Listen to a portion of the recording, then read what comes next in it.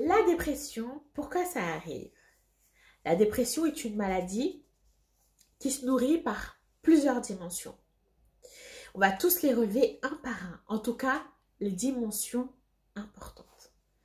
La dimension psychologique, elle est liée à l'histoire de vie de la personne, son éducation, ses éventuels traumatismes, ses fragilités et ses forces même, ou encore les défenses psychiques édifiées tout au long de la vie du sujet. Les épisodes de vie durant l'enfance, exposition à de la violence, à la perte ou bien même à l'abandon.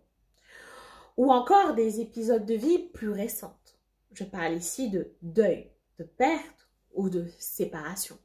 Tous ces aspects peuvent jouer un rôle dans la dépression en générant des fragilités et des dispositions particulières. Des habitudes de vie, des comportements ou des modes de pensée particulières peuvent aussi être impliqués dans la dépression. Une personne peut prendre l'habitude d'adopter des croyances négatives, autrement dit, subir des distorsions cognitives. Vous avez déjà une vidéo disponible à ce sujet. Être pessimiste, défaitiste, penser ne servir à rien ou n'être capable d'absolument rien. Là, on va relever la dimension biologique. La dépression est le signe d'un dysfonctionnement cérébral, une perturbation dans la transmission de neurotransmetteurs. Elle est donc inévitable liée à notre biologie. Mais attention, qui dit biologie ne veut pas dire fatalité. Le fonctionnement, par exemple, de nos doigts, est un fonctionnement biologique. Mais nous gardons une grande marge de manœuvre pour augmenter leur musculature, mais aussi leur fonctionnement. Est-ce que vous arrivez à comprendre? C'est précisément ce qui nous permet d'apprendre à jouer du piano ou de la guitare, par exemple. Le cerveau est lui aussi un organe flexible dont le fonctionnement peut être fondamentalement modifié par certains facteurs. Et je parle ici de maladie, épisode de vie, ressources sociales, psychothérapie et j'en passe. Là, on va relever la dimension liée à l'environnement. L'environnement. Cette dimension est en lien avec la vie relationnelle, professionnelle, sociale et sentimentale de la personne, avec son cadre de vie et les ressources qu'elle peut tirer de son environnement.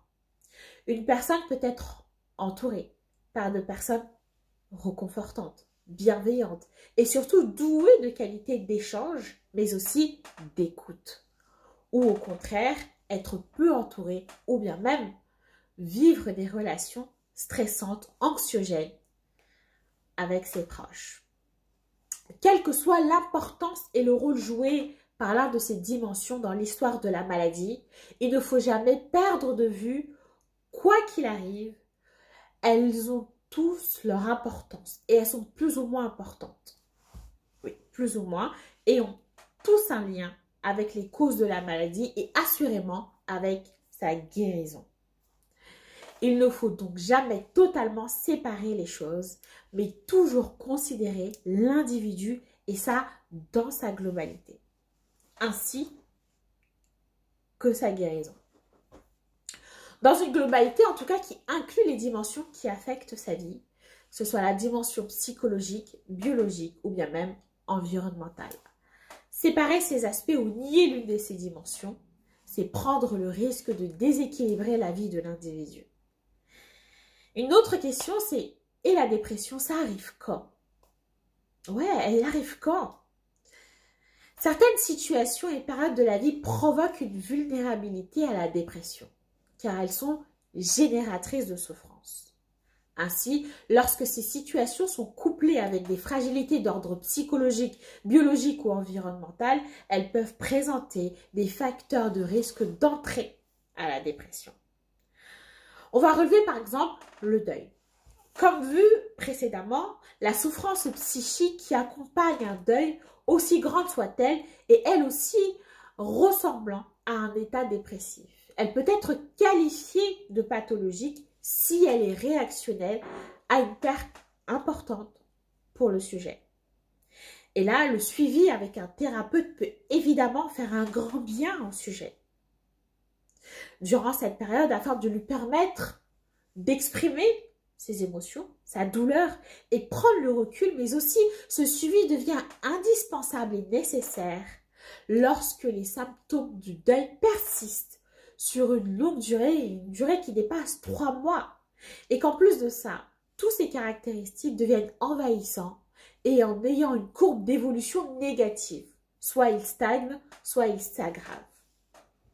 On va relever l'aspect traumatisme. Comme pour le deuil, un traumatisme, qu'il soit physique, accident, maladie, ou à la fois psychologique, deuil, agression, catastrophe naturelle, etc. Tout cela peut provoquer un état de souffrance réactionnelle. Et là, encore une fois, le suivi avec un thérapeute est préconisé pour ces périodes de difficulté et devient indispensable si la souffrance se fige dans le temps et envahit la vie de l'individu. Là, on va relever l'aspect séparation. Les ruptures amoureuses, elles sont toujours douloureuses. Et bien même les divorces sont des situations à risque. Là, la perte de l'être cher est vécue tel un deuil. Des parties entières de la vie de l'individu sont bouleversées. Je parle ici de vie sexuelle, elle est affectée, la vie sociale, familiale, le quotidien. Tout ça est soudainement perturbé. L'individu qui fait face à cette situation de vide, eh ben, c'est une situation qui génère une souffrance psychique. On va parler de l'hiver. L'hiver, par exemple. La luminosité chute du fait du solstice et les journées sont plus courtes. Et nous bénéficions donc de moins d'effets bénéfiques de la lumière sur notre cerveau.